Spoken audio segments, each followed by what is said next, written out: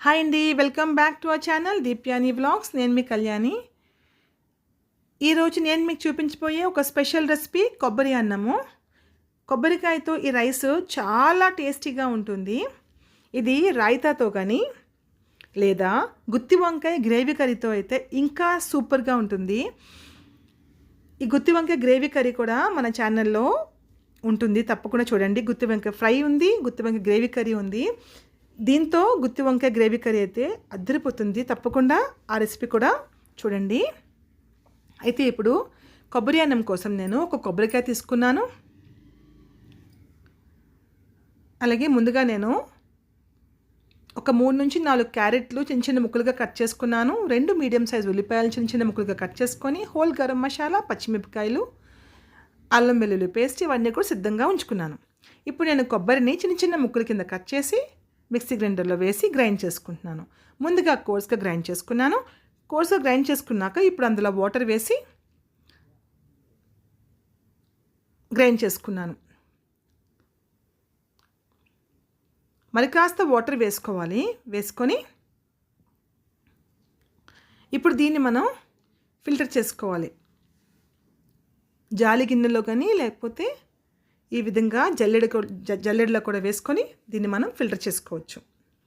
ఈ విధంగా ఫిల్టర్ చేసుకున్నాక ఈ పైన ఉన్న కొబ్బరి ఉంటుంది కదా, అదంతా కూడా పడేసి ఈ కొబ్బరి పాలు మాత్రం పక్కనుంచుకోండి. ఈ విధంగా మొత్తం కొబ్బరికాయను కూడా నేను గ్రైండ్ చేసుకొని కొబ్బరి పాలను అయితే ఫిల్టర్ చేసుకొని ఉంచుకున్నాను.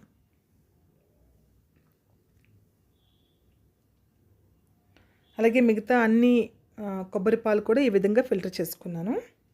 ఇప్పుడు ఫిల్టర్ చేసిన కొబ్బరి పాలని పక్కనుంచుకోండి. అలాగే నేను 1 గ్లాస్ రైస్ని 1.5 అవర్ పాటు నానబెట్టుకొని రెడీగా ఉంచుకున్నాను.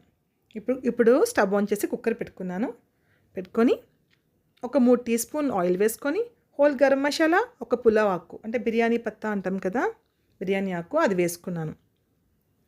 వేసుకొని అవి కాస్త వేగిన తర్వాత సన్నంగా తరిగి పెట్టుకున్న ఉల్లిపాయ ముక్కలు వేసుకొని కాసేపు ఫ్రై చేసుకుంటున్నాను.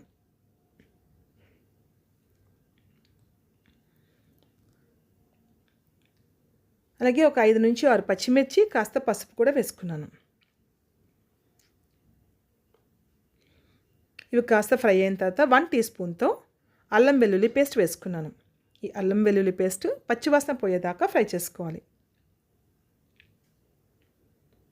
ఇప్పుడు ఇందులోకి సన్నంగా తరిగి ఉంచుకున్న క్యారెట్ని వేసుకొని బాగా కలుపుకుంటున్నాను.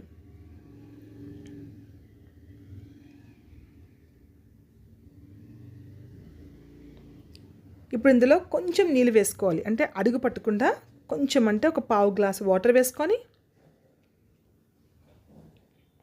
కాస్త సాల్ట్ వేసుకున్నాను. వేసుకొని మరొకసారి కలిపి దానిపైన మూత పెట్టుకున్నాను. కుక్కర్ పైన మూత మాత్రం పెట్టుకున్నాను, విజిల్ పెట్టుకోలేదండి. అది స్టీమ్లో చక్కగా ఉడికిపోతాయి.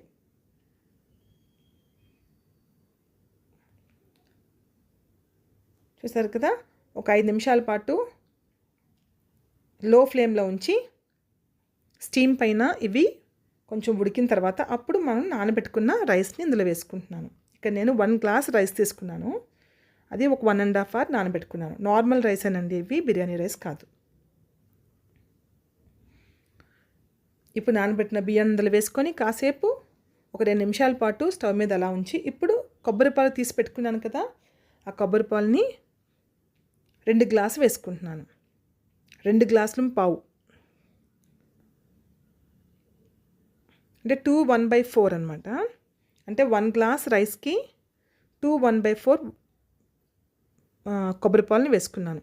మీరు నార్మల్ బిర్యానీలో కూడా 2 1/4 వాటరే వేసుకోవాలి 1 గ్లాస్ రైస్కి, ఓకేనా. ఇప్పుడు టేస్ట్కి సరిపడే కొంచెం సాల్ట్ తక్కువ అనిపించి సాల్ట్ యాడ్ చేశాను. అలాగే ఒక 1 టీ స్పూన్ గీ యాడ్ చేశాను.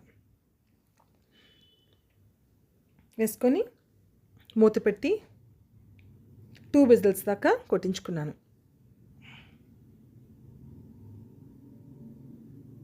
2 విజిల్స్ అయిన తర్వాత చల్లారిన తర్వాత మూత తీసి చూసుకుంటున్నాను.